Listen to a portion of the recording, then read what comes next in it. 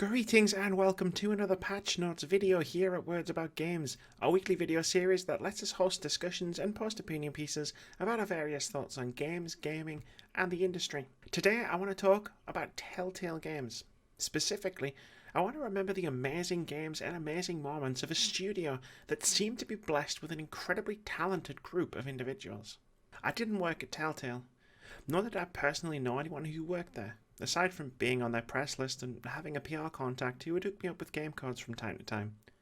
I'm writing this purely from the standpoint of someone who enjoyed their games and considers the first season of The Walking Dead one of their favourite games of all time. I can't speak for anyone who worked there, and nor am I going to try. When we found out the studio was closing literally a couple of days ahead of time, it was a huge shock. It was unfathomable. The day the news broke, which was also the day that the majority of the studio's employees found out, I'd literally received an email about getting a review code for Stranded Deep, a PC survival game that Telltale was set to publish on consoles.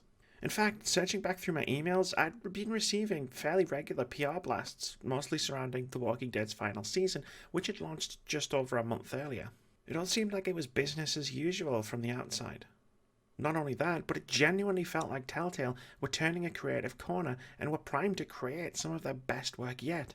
Batman was an underrated gem, The Walking Dead was the strongest it had been since its opening season, and the upcoming Stranger Things and Wolf Among Us games had me genuinely excited for the future. But I don't want to make a video about Telltale's collapse or lament the future that could have been.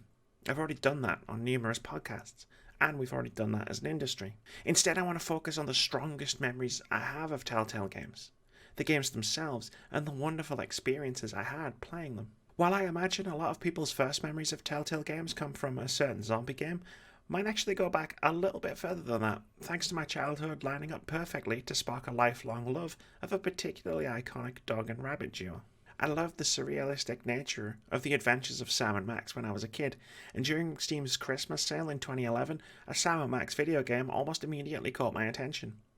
I'd never heard of Telltale Games before, though I had half-watched my ex-fiancée play their CSI games on PC years earlier, and I wasn't a big fan of point-and-click adventure games. My interest in those died during the Goat Puzzle, a puzzle so insidiously difficult, my merely mentioning it just sent cold shivers down people's spines. It literally has its own Wikipedia entry. But it was Sam and Max, so I bought every season of the game, which was all of them. Again, this was years after they started making them. And while they still relied a little too much on point-and-click logic that basically had you trying every possible combination of items in your inventory, I still had a blast immersing myself in the world and enjoyed getting a brand new take on Sam and Max's familiar style of absurdist humour. So when, just a few months after I'd played Sam and Max, everyone started going absolutely nuts for their take on The Walking Dead, I already had a fairly positive impression of the studio. Real talk time. I didn't buy the first season of The Walking Dead because I was a fan of the franchise. I'd already bounced off the comic series, and despite really enjoying the pilot, I was already starting to lose interest in the TV show. It was literally because of the response to the first episode of the game series that got me interested. Once the second episode rolled around, I decided to take the plunge and see what all the fuss was about. And hot damn, what a ride. From sitting in the back of a cop car to watching Clementine walk away from the city, I was not prepared for The Walking Dead to take me to the places it did.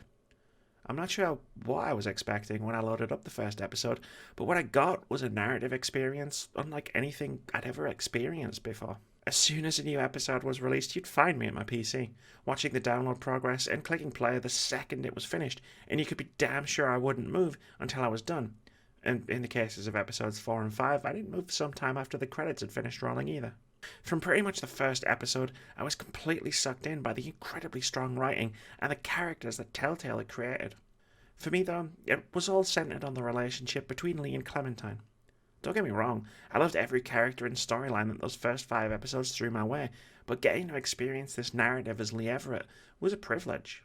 I've forgotten more games than I care to admit, but every impossible choice, every piece of advice I'd give to Clementine, every twist and turn of the gripping narrative, it's all burned into my memory forever. Big or small, I remember it all.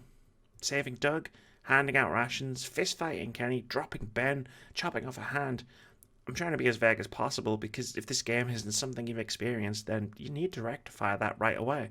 It's one of the most intense gaming stories I've ever played. But there is one thing I need to spoil if I'm going to talk about Telltale's best moments, and that's the ending of episode 5 and the first season as a whole. So if you are going to play this and somehow haven't been spoiled on what goes down, check the description below the video for a timestamp to skip the spoiler. I'll wait. Like most people who played The Walking Dead, its final moments were emotionally devastating. Passing the torch from Lee to Clementine after the former had gone on a rampage through New Orleans, slowly succumbing to the zombie bite from the conclusion of episode 4, which, when I played it for the first time, made me feel sick, was truly, truly heartbreaking. Playing as Lee Everett for the final time, imparting some final words of wisdom on Clementine, is one of only half a dozen times a video game has made me weep. Interestingly enough, another of those times was from The Walking Dead's second season, when Clementine falls asleep and dreams of talking to Lee in the RV.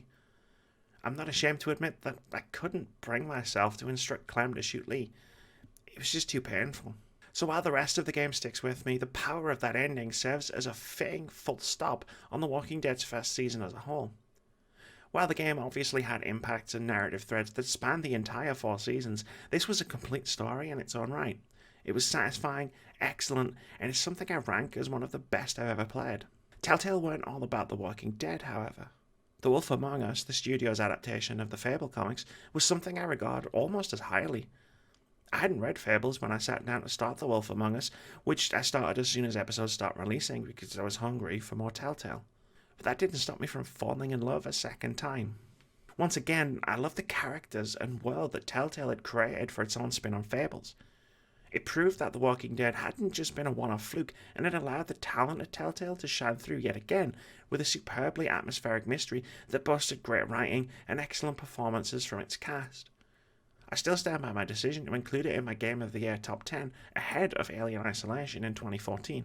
And while it didn't reach the highs of The Walking Dead or deliver the same level of emotional gut punches, it was still an excellent series and one I'm devastated we'll never get to see continued.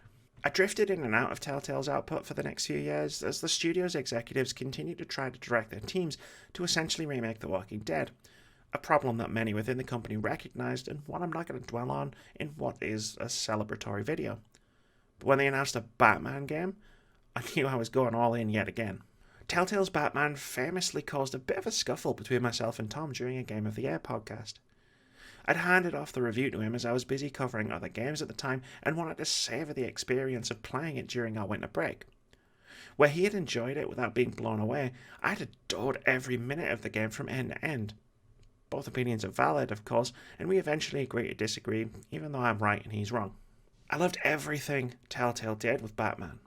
They introduced new gameplay mechanics, including an entirely new combat engine that leveraged their talent for decision making that saw players planning out moves in advance before executing them. And the story was wonderfully surprising. As someone who's read countless Batman comics, played all the games, and seen all the movies and TV shows, it was refreshing to be genuinely surprised by a Batman origin story again.